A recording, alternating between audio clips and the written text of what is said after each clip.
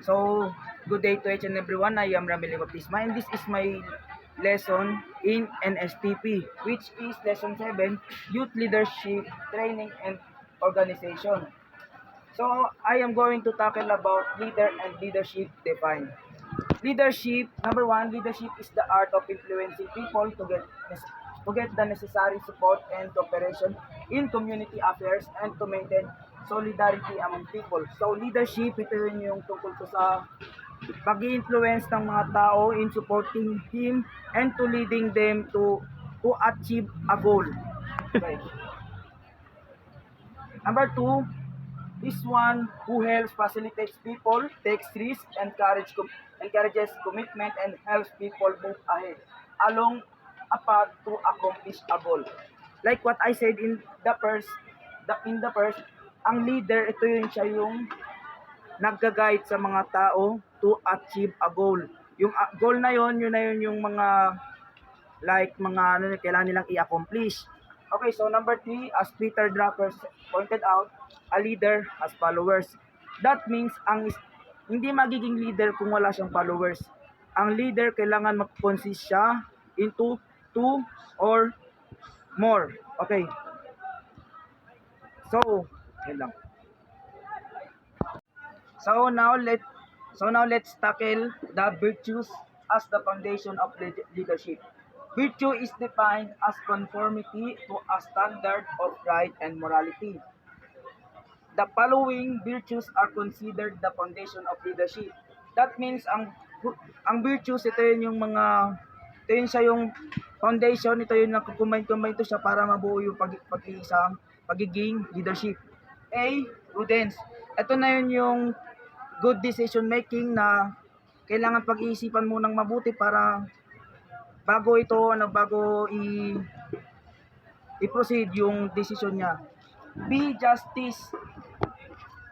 Justice, the habit of giving each one his or her due with a constant and perpetual will. Gives stability that a person needs to work without fear and anxiety in search of happiness. C, fortitude, the habit of overcoming the difficulties and pressures of life in pursuit of goodness. D, temperance, the habit of bringing desires and natural inclinations of man under the control of reason. E, industry, the habit of working hard and working under pressure. So, leadership, ito yun siya yung sila yun yung hardworking people. Sila yun yung kahit na hirap sila, kaya inaano pa rin nila, kinakaya pa rin nila. Okay. So, F, loyalty, the habit of remaining true to your friends and your principles or goals in times of difficulty. Okay, so loyalty, ito naman siya yun yung pag-i-stay siya sa isang group. Dahil isa siyang leader, kailangan niya maging true siya at hindi siya dapat maging liar at dapat mapapanatili pa rin niya yung group niya. Okay, so responsibility, the habit of being accountable for one's actions, duties, and obligations. Readiness to answer for the consequences of one's action.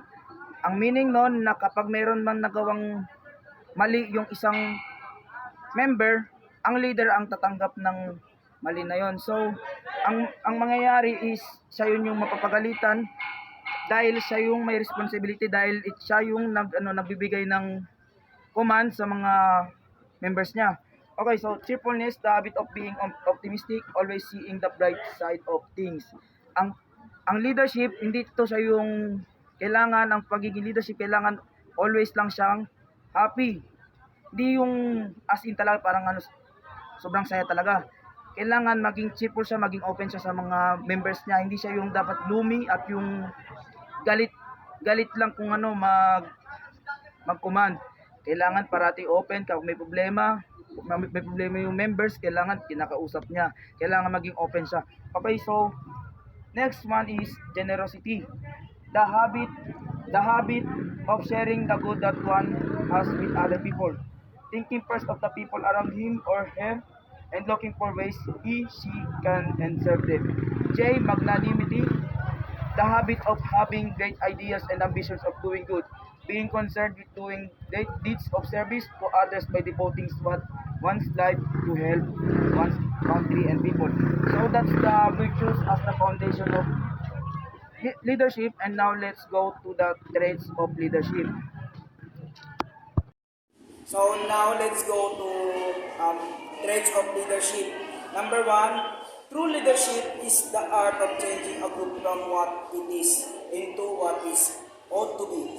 So that means na dapat ang pagiging pamumuno ay dapat yung sa pinaka dapat yung ang mga groups is from pinaka worst hanggang sa dun sa pinaka yung pinapangarap, yung oath. Okay, so number 2 is leadership is the ability to recognize a problem before it becomes an emergency. So, ang leadership is an ability. Ability means na kakayahan na ma-recognize, malaman yung mga problema bago maging. Bali, ang magiging leadership is malalaman muna natin kung ano yung pinakabutas, yung mga kailangan natin na malaman pa lang kung ano yung maliit pa lang na problema, kailangan malaman pa lang natin bago to maging mas malaking problema so that ganun. Okay. So number 3, leadership and learning are indispensable to each other. Number 4, leadership is learning to give without expecting anything in return. That means na ang leadership ay walang bayad. Kailangan natin, kapag tayo ay maging leader, kailangan lang natin na kung ano yung goal natin, yun lang talaga ang natin, goal. Walang bayad or walang matatanggap sa kanila. So, number 5, on the other side of the coin of leadership is loneliness. For he or she who is a leader must always act alone, and nothing alone means accepting everything alone. For what I understand here is that ang pagiging leader ay hindi naman to sa loneliness. Pero parang to siya, pagiging independent. That means na if we are independent, alam natin yung hindi natin kailangan yung tulong ng iba because we are a leader. And pwede naman din yun na maging dahil meron naman mga groupmates na nagre-request, nagbibigay ng suggestions. Okay. So number 6, leadership is the ability to handle uncertainty. Uncertainty is walang kabuluhan.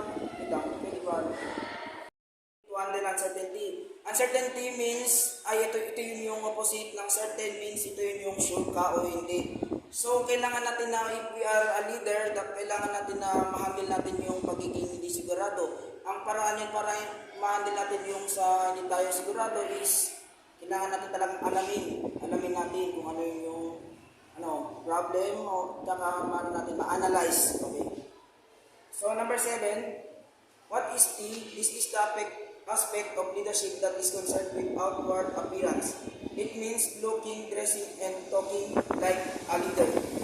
Okay, so ito, just like mga leader, makikita talaga natin na yun yung mga dress nila is presentable talaga, is makikita talaga na leader talaga sila.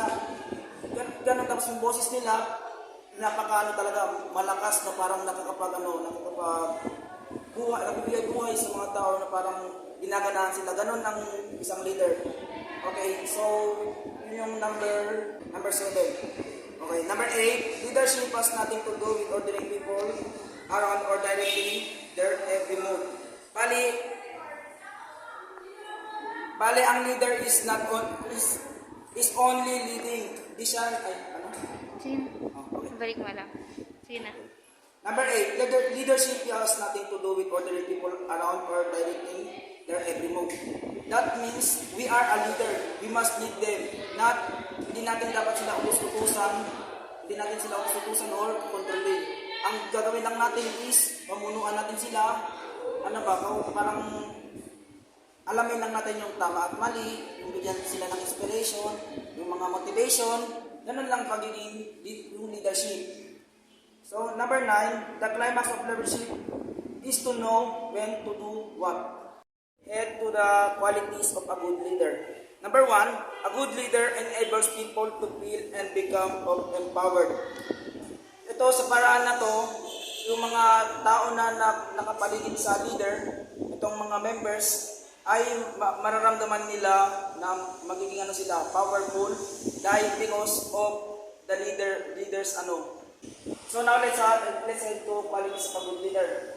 A good leader enables people to feel and become empowered. That means that ang mga